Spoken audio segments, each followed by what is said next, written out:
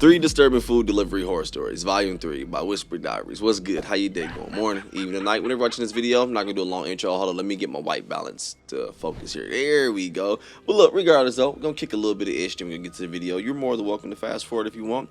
Man, look, I ain't gonna lie. Using DoorDash, whatever you use to get your food from, I only use DoorDash. That's the only one I know, whatever, right? But regardless, using that to get your food, I always love the restaurants that really pack your food in tight, like really good. Because when they do that, I feel real safe. Like, oh, yeah, ain't nothing on my food, dog. But I hate the ones when they don't and just get there in the bag, be kind of open. I'm like, man, I don't know. Because I'm quite sure people be eating that ish, dog. But look, we're going to go ahead and get to the video. Yo, if you want to check out the original video, link will be in the description below. But let's go.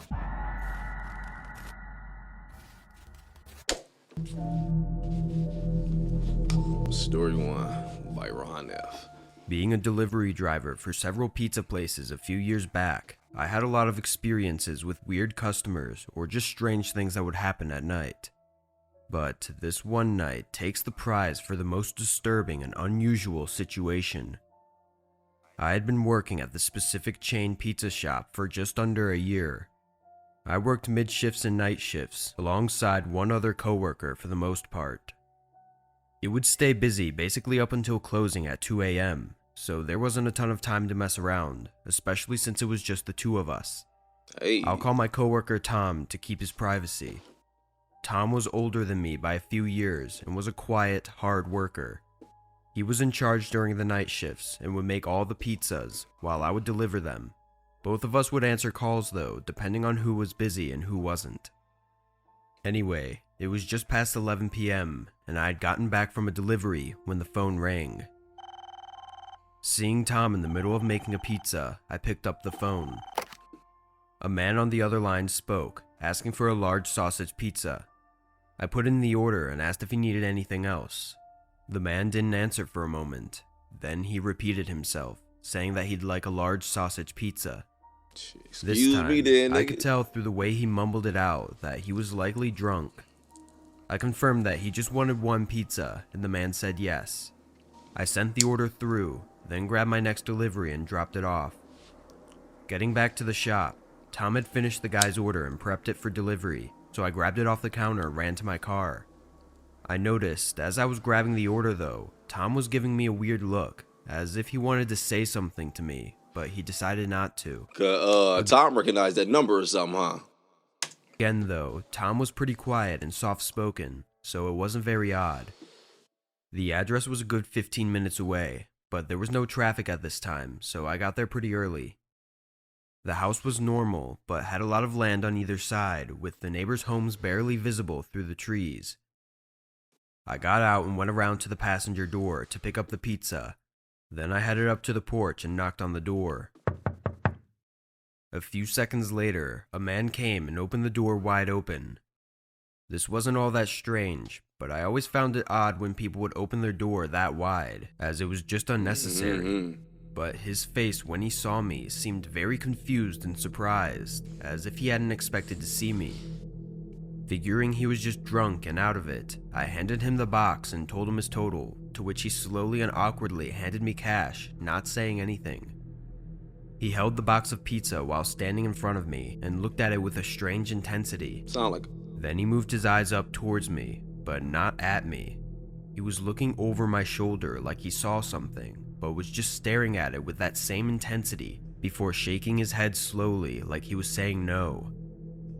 Getting really uncomfortable watching this man, I couldn't help but look back.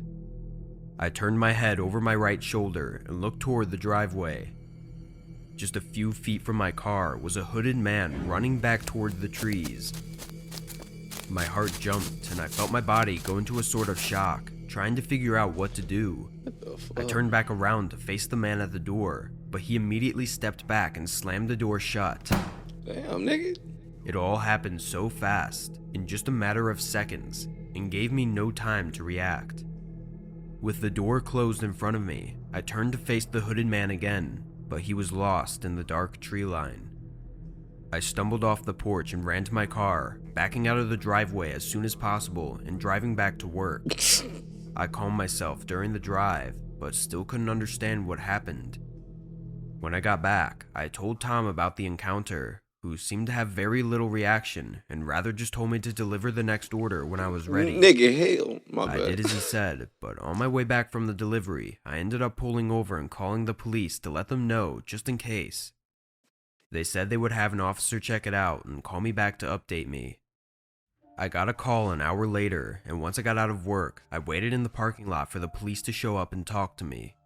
When the officer came up to my car, he mentioned that he talked to the man at the residence who matched the description I gave him, and the guy told the officer that he was just waiting for his buddy, Tom, to show up since he knew he worked at the pizza shop. When asked about the hooded man, he gave no details, saying he didn't know anything about that and he didn't see anyone. Bullshit. With that information, I was even more horrified and confused. I thought maybe they called thinking Tom was a delivery driver and were setting him up so that they could jump him. But it that wasn't would explain Tom. The hooded man by my car. Yeah, because I was wondering, like, what kind of scary movie issue is this? Like, he was about to come get him, but he signaled to him, like, no, don't get him. Because I'm thinking of some crazy issue, whatever, like, oh, I was about to get him and kill him, whatever, or do whatever, but he backed out. But yeah, that does make sense. Like, they was waiting to set up Tom or something. I don't know, though. Like, damn, this ain't Tom. That's probably why he was looking at him like that. I'm going to let the story finish and find out, like, yeah, nigga, this ain't, nah, ain't, you know, let doggy go, bro. He good. Don't get your bitch ass spot here. I ain't paying for this piece. And yeah, that definitely makes more sense because I was tripping out a little bit at first. Confused. I'm like, what the hell? I thought maybe they called thinking Tom was a delivery driver and were setting him up so that they could jump him. And Tom knew that number. That would explain the hooded man by my car and the surprise of the guy at the door. I also think back to that look Tom gave me, thinking maybe he was going to warn me of something. I talked to Tom on multiple occasions about it though, but he gave me quick, useless answers, saying the guy was just an old friend and that he didn't know anything about anything. I moved on to another pizza shop very soon after that incident. But now that the horror of the situation is in the past, and I know it likely wasn't a target on me specifically, I enjoy trying to figure out the mystery. I still don't know for sure what the situation was, but it was by far the strangest and creepiest I've ever had. Tom's so weak for that, dog. That's crazy. I was doing my Sunday night drives for extra money with DoorDash and Uber Eats. My friends showed me how to use both at the same time and make more money per hour. One of the biggest issues with doing delivery services is that you have a lot of downtime where you just drive around waiting for an order to pop up. But if you work both apps at the same time, you can get rid of all that downtime and constantly be making money. So I was doing this for a few hours, racing back and forth between houses and restaurants, when I got a small order. I wish I'd have knew that when I was doing DoorDash shit. But the house was far away. When I got a small order from a nearby restaurant, but the house was far away. These are the worst kinds of orders because you drive far and get paid less. Yep, cancel. Though this one offered a large amount, meaning the tip must be crazy big. Accepting it, I picked up the order and began the 25-minute drive to their address. Halfway through the drive, while on a side road, I got a call from the app, assumingly being the customer. I answered, asking if this was my Uber Eats customer. A man confirmed he was my customer and apologized profusely, saying he ordered from his friend's account and forgot to change the address. He said his house was just around the block though, and he proceeded to give me directions, telling me a couple turns to take once I reached the friend's house. I don't give a fuck. I asked him for the address just in case I got lost, but he responded saying I'll see him outside waiting for him, then hung up. Obviously, this shit was not normal. However, I was more than halfway there at this point, and I gave the man the benefit of the doubt, as forgetting to switch it from your friend's address seemed like a legit thing that could happen. It could have also been the fact that I was a bigger guy that helped me convince myself to go through with the delivery, as I wasn't really afraid of anything. When I got to the supposed friend's house, I took the turns as the man had said and drove down a dimly lit neighborhood road until I reached a no outlet sign and saw the road ended just a few houses down. Feeling confident I had taken the turns as the man had said, I pulled over and grabbed my phone to call the customer. Just as I was clicking into my recent calls, a knock at my driver window made me jump. A bit embarrassed at how noticeably startled I was, I rolled the window down to greet him, but looking up at the man, his face had no emotion, just a completely straight, blank face. I let go of the window button and immediately pressed the lock button, which was followed by the man sticking a gun through the half-open window right at my head as he yelled out something. I heard more voices call back, followed by a group of people running up to the car and trying to open the door handles. They were all yelling commands at each other, but in the heat of the moment, I couldn't make out what they were saying. I was in a full-on shock, staring into the barrel of this guy's gun. Scared as hell, If I had boy. to guess, there were at least 5 or 6 people surrounding my car. In this moment, I don't even remember having any thoughts, but I can only describe I hope they're it not as- about to rob, because they are not about to get no money, and all that shit is within the app. Like, bro, you don't even get it until like what, a week or so later. I forgot how the payout system worked. Dog, I remember when I was doing that shit like when it in its early stages or whatever. At least I think it was its early stages, but it was before they implemented the whole system where it was like you can add stop by this store and grab me some snacks or some shit on the way, whatever, right? It was before that. So this dude called me, whatever. He was like, yo, he's like, hey, on my order, he was like, I'm gonna pay you when you get here extra. He's like, but can you stop by the store? This nigga named like 10 different things, hella stupid shit too. I'm like, you really think about that? I'm like, bro, I ain't got no cash on me, I can't do it. He's like, bro, come on, man, I know you got it. Basically, long story short, nigga, hell no, I ain't doing that shit, yo. When I be doing that junk, when I was doing it, I was following into the rules. Had someone wanted me to go to a different direction once before. Nope, not doing it. Had someone want me to come in their house. I used to tell them like, yeah, I used to make it up. Don't know if it was real. I was like, oh yeah, it's just rules. I'm not allowed to come into your place, whatever. Because people used to have like some crazy looking ass spots. I want you to come in like, boy, you got me fucked up. I'm not going in there. Hell no, I would drop this shit out the window and dip, dog. Stop playing with me. I guess there were at least 5 or Hell 6 no. people surrounding my car. They about to rob them. They not about to get no money. In this moment, I don't even remember having any thoughts, but I can only describe it as more of a reflex type reaction, because when the man holding the gun looked away for a split second, I suddenly slammed on the gas, flooring it down the street.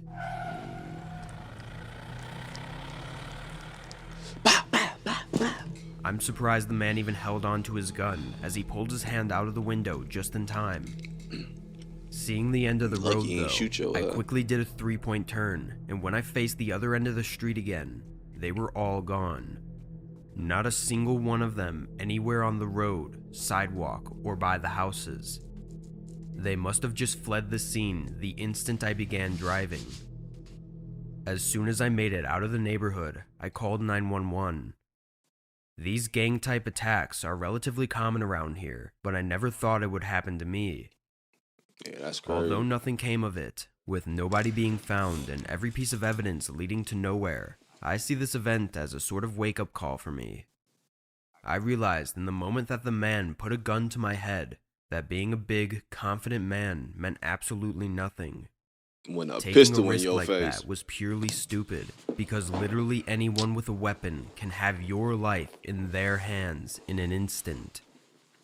If you work a job like this, or do anything where you see strangers regularly, be careful, because putting yourself in a risky situation with a stranger could be the last thing you ever do. Story 3. Hold on, let me fix my chair. Hey, he ain't lying. And when I remember having a weird ass situation too. It was all over a Subway cookie too. It was Subway, but the biggest problem was the cookie. Hold on, I done broke my chair, dog.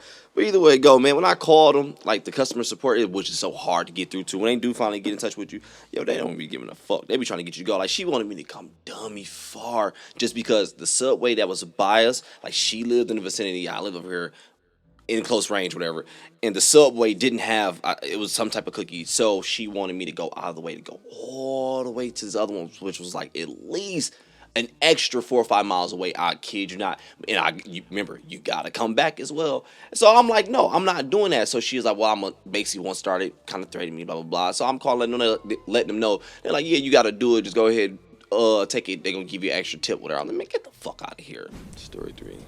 Eliza, I don't know. During COVID, delivering groceries became pretty popular, and even after, people still had them delivered to their house. I was a picker for those orders, and when we were understaffed, which was pretty much all the time, I was also dropping them off. It wasn't a bad job. I actually enjoyed driving to people's homes. I got to see nice houses, and I didn't have to deal with the constant questions from customers, so I wasn't complaining. I got tips sometimes too, which was nice. Most of the time, though, I left the groceries at the doorstep, took a picture as proof, and then left. But I did have moments where I got to meet the people and help them take in the groceries. One instance was this older lady from Serbia. Her name was Vesna, and she loved me. We got to know each other, cause every Thursday she'd have pretty much the same stuff ordered to her house at the exact same time. The first few times I dropped off her groceries, she never came outside, but I'd catch her peeking out the window at me. I'd give a little wave, take my picture, then get back in the truck and leave. I think once she realized it was the same person delivering her groceries every time, she got more comfortable. She came out and greeted me. Then slowly over time I started bringing in the groceries for her and setting them on her counters. She was pretty old, so I was happy to help, and she also tipped nicely too. The more I went, the more I got to know her. She was recently widowed and lived alone. All her children lived far away, and she only saw them once or twice a year for the holidays when she could take the train. She was also retired, but she used to be a broker, which explained her nice house. I always looked forward to Thursdays, and this one was no different. She had ordered everything on Monday, as she always did, and I was dropping off the following Thursday. When I pulled into the driveway, I immediately noticed that something was off. She wasn't at the door like she usually was, but the door was open. I also noticed that all her blinds were closed, which was strange. She always kept them open so her plants could get some sun. I went up to the open front door, and not seeing her, I rang the doorbell. I waited for a bit, but there was no answer. I knocked a few times, and there was no answer again, so I naturally started to become a little worried. She was old, so my immediate thought was maybe she fell or had a heart attack or something. I was thinking that. I kinda stood there wondering what I should do. I thought maybe I should go inside, but I was also on the job, and I know the rules are that if no one answers, I just have to leave the groceries on the porch. Being her friend though, I decided it best to go inside and at least put her groceries on the counter like usual. The door was open after all. I grabbed all the bags in both of my hands and walked straight into the kitchen. All the lights were off and everything was quiet. Placing the bags on her counter, I called out her name, again, hearing no response. As I started walking out, calling the police crossed my mind, but I didn't really know how to explain this was an emergency, because what if she was just out of the house? Maybe she was just visiting someone, and I just wasted the police officer's time. I really was in a weird position, but I just knew And it could look like breaking wrong. and entering, and if something is wrong, you can get blamed. I ain't gonna lie, this is a shitty situation because, man, he built that relationship with her, so feeling a little worried, but at the same time, it's like, shit, I don't know. We heard many times a lot of people offer that helping hand, and boom, that shit come back on. I'm like, damn. Ooh. He was just visiting someone, Shit. and I just wasted the police officer's time. I really was in a weird position, but I just knew something was wrong. But just as I got to the doorway leading outside, I heard movement in the house upstairs. I felt relieved for a moment, calling out for Vesna, but then there was again no response. No one came to the door or answered me. After a minute of standing there, I kept hearing shuffling movement, as if someone was moving stuff around upstairs, and started to feel really awkward and uncomfortable. I headed back outside and got in the car. I sat there for a little while, and after a minute, I saw the curtains on the second story move to the side as if someone was looking at me through the window. I pulled out and drove around the corner, then parked on the street and sat there, just really confused. I didn't know if it was her and she just didn't want to see anyone, or maybe one of her kids. I was also concerned with whether or not I should call the police. I drove off, went around the block, and then decided to drive by her house again.